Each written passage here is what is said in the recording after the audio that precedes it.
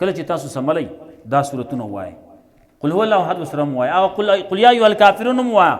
سملاستو په وخت کې پیغمبر صلی الله علیه وسلم معمولات دغه قل یا ایها الکافرون چې وی نو دا د شرک رد دی په دې کې، قل هو الله احد دی په دې کې د توحید اثبات دی، او دا دوه چې دا د حفاظت ذریعہ ده. نو دا ووایه او لاسونه باندې چوب کا، څنګه چې په لاس باندې اسانه باندې کم بدن ته رسی هغې باندې راکاږه. 3 پیرې داسې وکړه، الله رب العزت به دې د سحر او جادو د هغې نه په امان کوي. دارنګې سحر او ماښام آیت الکرسی سره بسم الله الذي لا يضر مع اسمه شيء في الارض ولا في السماء وهو السميع العليم دا وایه. الله 3 پیرې دا، یو پیر آیت الکرسی. الله رب العزت به د سحر جادو وغیره نه د دې حفاظت کوي. نو دا موږ له پکار دي چې موږ کوو. ولې زموږ دشمنان شته هغه دا کسبونه کوي، نو داسې نه چې موږ په هغو پسې روان شو. چا پسې؟ هندوانو پسې. څوک چې سحر کوي جادو کوي مسلمان نه دی. ګوره قرآن کریم کی ابتدا کی تصویر لی وما کفر سلیمان ولکن الشیاطین کفروا یعلمون الناس السحر. خلکو ته سحر زده کو، سحر کفر دی، نو ځان د هغې نه ساتل پکار دي. ورپسې آیتونو کې صورت کې الله رب العزت د انسان 3 منزله ښیي. الله و یو ته ما ته محتاج یې، تا باندې انقلابات راځي ما باندې نه راځي، تا باندې حالات بدلیږي را بدلیږي، بدلون راځي. حالات بدلیږي، پاکستان هم بدل شوی دی لکوټې، نو دی کې دا بدلون راځي، پکې پتا باندې دا بدلون راځي. الله وایي ما باندې بدلون نه راځي، زه هغه یم. اول کې وړوکی وې، بیا ځوان شوې، بیا بوډا شوې، او بیا لاړې د دنیا نه پناه شوې. قل اعوذ برب الناس، ووایه پناه غواړم په رب د خلکو، رب د خلکو، پالونکی د خلکو، ملک الناس، واکدار د خلکو، بادشاہ د خلکو، حاجت روا د خلکو، الہ الناس، الہ الناس حاجت روا د خلکو. ناول کې د سړي کار صحیح د خوراک سره وي. وړوکی چې څه لاس باندې ورځي سیدې خولې ته اچوي، که د خوراکي او که نه، بیا پسې مور یا بل څوک ویږي د خولې نه راوباسي، په زور راوباسي. هلکه دا خوراک نه دی، تا چې کوم خولې ته اچول دی نو هغه ول د خوراک سره کاري. بیا چې کله ځوان شي وایي زما مټو کې طاقت دی، زما مقابله به څوک وکړي، څوک شته زما مخې له راشي. او چې کله بوډا شي نو بیا خولې له زور راشي او بدن یې کار بیا نه کوي. نو چې بس څوک وایي چې زما بس دا جماعت ته بووی را بووی، د کور نه د دیرې ته بووی را بووی، او بس دا زما د خدمت یې کولی، نور څه نه غواړم. الله وایي حاجت روا دې زم، زه به دې حاجتونه به دې زه پوره کوم. نو کله چې یو سړی ځواني، نو دی چې ځواني که نه، نو دی دا مټې وهي کله کله، زما مقابله به څوک وکړي، څوک شته زما مقابله وکړي. او چې کله دا 2 بجې شي که نه شپې، او د خېټه خراب شي، او 2 پیرې دی بیت الخلا ته لاړ شي، واپس چې راځي جو وایي لاس راکړي ارتاوېږم وایي. هلکه ته هغه نه یې پرون چې دا خبرې کولې، زما مقابله به څوک وکړي. او نن هلته کې خپې هلته پړته کېږي، سترګې کړاغې راوځي، سترګې بس سترګې کنډولي جوړ شي. دغه شی انسان دغه کمزوری شی دی. او تکبر مه کوه، فخر مه کوه، دې باندې الله خفه کېږي. قل اعوذ برب الناس، وایه پناه غواړم په رب د خلکو، ملک الناس واکدار او بادشاہ د خلکو، الہ الناس معبود د خلکو، حاجت روا د خلکو، من شر الوسواس الخناس، د شر د وسوسو اچونکي پټ نه، الذي يوسوس في صدور الناس، هغه چې وسوسې اچوي په سینو د خلکو کې، من الجنة والناس، د جناتو نه، که د انسانانو نه، جناتو نه. نو اعوذ بالله وایه، آیت الکرسی وایه، دغه شي تختی بیا بیا پناه مخې له نه راځي. او دا بل چې دی دې ته بیا خامخا دا مټ سنډول غواړي بیا. او قرآن کریم اختتام ته ورسید. خلک وایي شیطان خوشحالیږي، شیطان موږ نه خوشحالو، موږ شیطان بیا خفه کوو. وایي چې بیا شروع کې وایي د شیطان ملا ماته شي، شیطان وایي ما په دې انتظار وم چې ختم به شي، زه به وزګار شم، دی خو بیا یې شروع کړه، او موږ بیا شروع کوو. مولوي صاحب هم مخکې ووی موږ بیا شروع کوو. ثابت کال کې به دا وایو، ثابت عمر زموږ دا کار دی. بسم الله الرحمن الرحیم، الحمد لله رب العالمین الرحمن الرحیم مالک یوم الدین، ایاک نعبد و ایاک نستعین، اهدنا الصراط المستقیم صراط الذین انعمت علیهم غیر المغضوب علیهم ولا الضالین، آمین.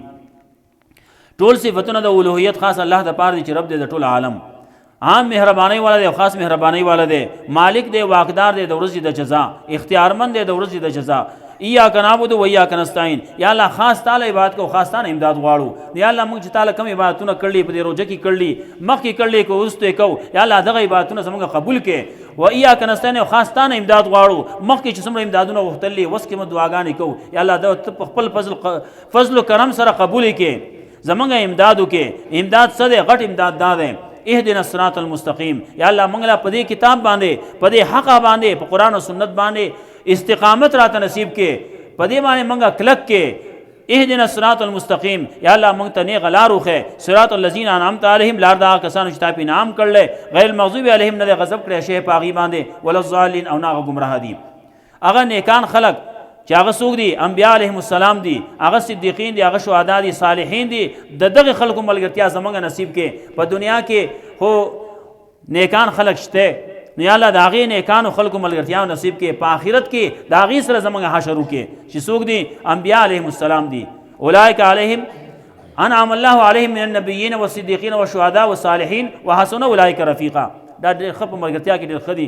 یا الله د هغې صحابه کرامو سره، د انبیا علیهم السلام سره زموږ حشر وکړي، د هغې سره زموږ معیت او ملګرتیا نصیب کې، قیامت کې، په جنت کې، په آخرت کې. په دې کې صالحان پکې هم دي. نو صالحانو کې رسول الله صلی الله علیه وسلم فرمایل چې بهترین دور زما دور دی، بیا دې پسې چې کوم نیز دي، بیا ورپسې چې کوم نیز دي هغه بیا بهترین دی. د هغې نه وروستو ثم یفشو الکذب، بیا به دروغ خواره شي. نو هغه بیا د هغې دور د هغې پیشنګویي نه ده شوي، هغې ته ښه نه دي ویلي. دغه درې دورونه دي: د صحابو دور، د تابعینو دور، د تبع تابعینو دور. او زمونږ چې کوم چا په لار باندې موږ روان یو، نو هغه څوک دی؟ امام ابو حنیفه رحمت الله علیه. د هغه په لار چې موږ روان یو، نو هغه تابعینو کې دی. صحابو سره ملاقاتونه شوي دي، نو هغه تابعی دی. نو د هغه په لار باندې موږ روان یو. بعضې خلک راشي هغه ناپوه وي، نه څه وایي، وایي هلکه دی پیغمبر نه مني او امام ابو حنیفه رحمت الله علیه مني. وایي دا خبره داسې نه ده، خبره تا ورانه وکړه، ورانه مه کوه، ورانه خبره نه ښه. خبره دا ده پیغمبر دی، الله دی. د پیغمبر په لار باندې چې روان دی، نو یو هغه امام ابو حنیفه رحمت الله علیه دی، هغه یو تی د دې زمانې مولا دی، د دې زمانې مولا بخی، او که نه هغه امام ابو حنیفه رحمت الله علیه بخی. نو هغه امام ابو حنیفه رحمت الله علیه ښه دی، هغه ډېر نږدې دی، هغه صحابه لیدلي، هغه د پیغمبر پسې چې چا منځونه کړلي هغې لیدلي، په هغې پسې منځونه کړلي. نو هغه زیات پوه دی، پس دین باندې زیات خبر هغه دی. نو هغه پسې چې روان شي، نو دا نیغه لار ده. نو الله دې موږ ته دغه نیغه لار نصیب کړي. الله رب العزت دې موږ له قرآن او سنت باندې تابعداري دې نصیب کړي. الله دې د قرآن سره ملګرتیا تر مرګه پورې زموږ نصیب کړي. واخر دعوانا الحمد لله رب العالمین. زه دعا وکړئ، اول درود شریف ووایئ. اللهم صل على محمد وعلى ال محمد كما صليت على ابراهيم وعلى ال ابراهيم انك حميد مجيد. اللهم بارك على محمد وعلى ال محمد كما باركت على ابراهيم وعلى ال ابراهيم انك حميد مجيد. یا الله زموږ چې څومره شيوخ وفات شوي دي، استادان وفات شوي دي، هغې قبرونه د نور نه ډک کړي، د هغې تقصیرات معاف کړي. الله له په جنت کې اعلی مقامات ورکړي. څومره چې عام مسلمانان په دې ورځو کې وفات شوي دي، دې ورځو کې بیا خاص کر زیات وفات شوي دي، الله د هغې تقصیرات معاف کړي. الله جنتونو کې وله ځایونه ورکړي. یا الله د هغې چې څومره پسماندګان دي هغې له صبر جمیل ورکړي. یا الله څومره زموږ علما مشایخ استادان ژوندي دي، د هغې په علمونو کې، عملونو کې، عمرونو کې برکتونه واچي. یا الله څومره چې عام مسلمانان دي، یا الله د هغې قرآن او سنت تابعداري نصیب کړي، قرآن او سنت باندې ژوند تېرولو توفیق ورکړي. یا الله څومره زموږ مسلمانان ناجوړه دي، د هغې له شفای کامله عاجله مستمره ورکړي د دین د خدمت دپاره. یا الله څومره په دې زموږ په دې حاضره جمع کې چې څومره خلک راغلي، څومره دا خبره اوري، د هغې په زړونو کې څه شرعي ضرورتونه، حاجتونه، یا الله د خپلو غیبو خزانونه یې پوره کړي. څومره قرضدار یا الله قرضونو انتظام یې وکړي. څومره بې اولاده یا الله نیک صالح اولاد وله ورکړي. څومره چې داسې چې د هغې ملګري نه وي، یا الله نیک صالح ملګري وله ورکړي، د ژوند ملګري وله ورکړي. یا الله د چا چې اولاد نه نیک صالح اولاد وله ورکړي، د چا نارینه اولاد نه یا الله نارینه اولاد وله ورکړي. یا الله څومره زمونږ مسلمانان رونه هغه قیدونو کې دي، جیلونو کې دي، هر ځای کې چې دي بې قصوره، یا الله په خیر خوشحالو باندې خپلو کورونو ته راورسوي. یا الله څومره زمونږ د دې خلکو متعلقین دي هغه ناجوړه دي هر ځای کې چې دي هسپتالونو کې دي که کورونو کې دي یا الله دغه مسلمانان وروڼه دې له شفای کامله عاجله مستمره د دین د خدمت دپاره ورکړي یا الله زمونږ حامي او ناصر شي یا الله زمونږ د پاکستان حفاظت وکړي یا الله زمونږ د حرمین شریفینو حفاظت وکړي یا الله زمونږ د مدارسو د مساجدو د مراکزو حفاظت وکړي یا الله زمونږ څومره مسلمانان دي دا دغه وبایي امراض چې کوم خواره شوي دي د هغې نه حفاظت وکړي یا الله دغه وبایي امراض چې کوم راغلي دي دنیا ته یا الله د دې دنیا نه ختم کړي د کافرانو دپاره دا ذریعه د هدایت وګرځي یا الله که دغه کافران چې کوم لګیا دي د مسلمانانو په خلاف کې لګیا دي یا الله د هغې په قسمت کې هدایت نه وي نو یا الله د عصمت یې پاکه کړي یا الله زمونږ مسلمانانو چې کم ځای کې دي او پریشان حال دي د هغې تعاون د امداد او مرسته وکړي یا الله د کافرانو په د ظالمانو په پنجه کې گیر دي